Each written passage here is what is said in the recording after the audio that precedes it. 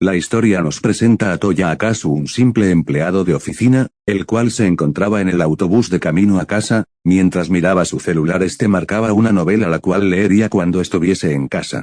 De repente vemos la escena de un tipo que estaba delante del autobús. Nuestro protagonista sorprendido piensa, si ese idiota cree que podría reencarnar en otro mundo si era atropellado por el autobús. En eso vemos que el chofer del autobús se las arregla para evitar atropellar al individuo, por lo que el autobús termina volcándose. Entre los escombros vemos a nuestro protagonista pensando, que así era como terminaría muriendo. Con su último aliento pensaba que nunca había leído ese tipo de finales y que le hubiera gustado por lo menos una muerte más emotiva. Pero eso ya daba igual. En un cambio de escena nuestro protagonista abre lentamente los ojos. Había recuperado la consciencia, preguntándose así quién lo habría salvado. El protagonista, que miraba su entorno, notó que no estaba en el hospital. Que se preguntaba dónde estaba, miró su reflejo pensando que no recordaba tener esa apariencia. El sorprendido contemplaba su imagen. ¿Soy yo? Claro que no. Ahora tenía cuernos. Aquí nos muestran una elfa la cual montaba a nuestro protagonista, la cual decía que aunque se sintiera bien, no sería su esposa y que nunca sería su familia. Nuestro protagonista, con cara de estúpido, pensaba para sí mismo qué hacía. Pensaba que como el autobús se volcó su cuerpo estaba al borde de la muerte, llegando a la conclusión de que estaba en un sueño. La elfa, que escuchó esas palabras, preguntó un sueño, reclamándole a que se estaba esforzando y él tenía sueño. El protagonista se retracta comentando que solo era una broma, pensando que si era un sueño él iba a divertirse. Nuestro protagonista con una sonrisa se levanta diciéndole a que no podía creer que estaba haciendo el delicioso con una mujer tan hermosa, a lo que enrojecida respondió su acaso se refería a ella. El protagonista afirmó mientras pensaba que no iba a poder controlarse. Nuestro protagonista, que llenaba a la elfa de elogios mientras decía que no perdería delante de alguien como él. Ahí vemos como el tatuaje en el estómago de la elfa empezaba a brillar, mientras estos dos estaban a punto de llegar a clímax. Luego vemos al protagonista, aún confundido, se preguntaba qué pasaba. Decía que tuvo suficiente pero aún no había despertado. En eso vemos a la elfa llamarlo Loras Nord. Nuestro protagonista se sorprende, pensando que acababa de llamarlo Loras Nord, la elfa que le agradeció por hacerla su sirvienta. El protagonista salta de la cama, a lo que grita que por favor parara. El protagonista le preguntaba si estaba bien. Con sus manos en la cabeza se encontraba eufórica pensando que era muy amable por preocuparse por ella. A lo que el tatuaje en empezaba a emitir una luz. El protagonista confundido preguntó qué pasaba y que ya se estaba asustando. Gritaba que pare y la vemos alcanzar el clímax nuevamente. El protagonista puso su mano en la espalda de la chica, preguntándole nuevamente si estaba bien. Lentamente peinó su cabello comentando que sí estaba bien. Seguido de eso la elfa daba las gracias al protagonista con una gran sonrisa, dijo que gracias a él Luna había encontrado su verdadero yo. Saltaba de felicidad pensando que no había imaginado que se podía sentir tan bien, diciéndole al protagonista que ojalá la hubiera hecho miembro de su casa mucho antes. El prota asintió, diciéndole que no sabía qué le había pasado, pero si ella estaba feliz él también lo estaba. Luego vemos cómo Luna le jura completamente lealtad en cuerpo y alma al protagonista. Se retira comentando que puede llamarla cada vez que la necesite. El protagonista quedaba perdido en sus pensamientos, comentando que ella cambió de repente y preguntándose qué habrá querido decir sobre una familia. El protagonista pensaba que si él realmente reencarnó. Pensó que Luna, esa elfa oscura, le parecía vagamente familiar. El nombre de Asnold, incluso la habitación. En un cambio de escena vemos un juego de fantasía. El protagonista cuenta cómo solía jugarlo, comentando cómo sus amigos hablaban de juego, de los bugs y las mecánicas del juego, humanos contra demonios. El típico cliché donde el héroe recibe una revelación, derrota a los 4 reyes celestiales y parte para derrotar al rey demonios. Comenta cómo hay mucha discriminación entre las clases en el ejército de rey demonio.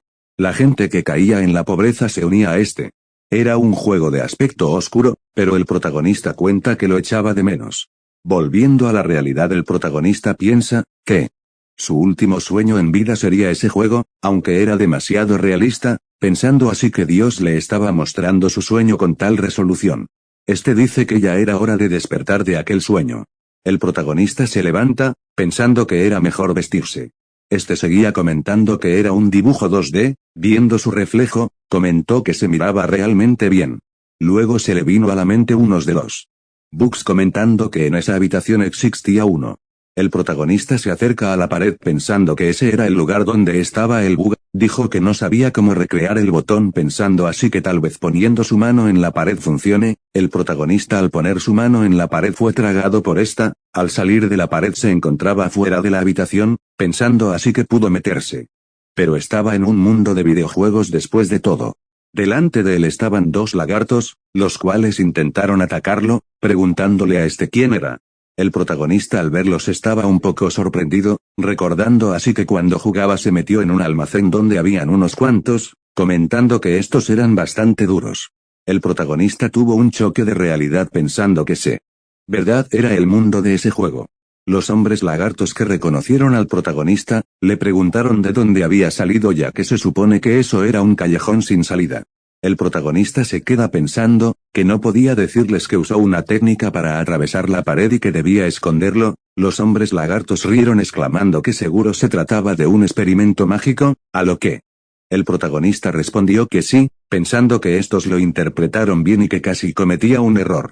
Los lagartos sorprendidos por mencionaron que el protagonista era el mejor espadachín mágico del ejército del rey demonio, a lo que nuestro protagonista pensaba que era imposible atravesar el muro de ese lado al igual que en el juego, pero si estaba realmente en ese lugar había un montón de cosas que aún debía comprobar. Los lagartos se despiden del protagonista saludando con la mano en el pecho, respondió que hicieron un buen trabajo.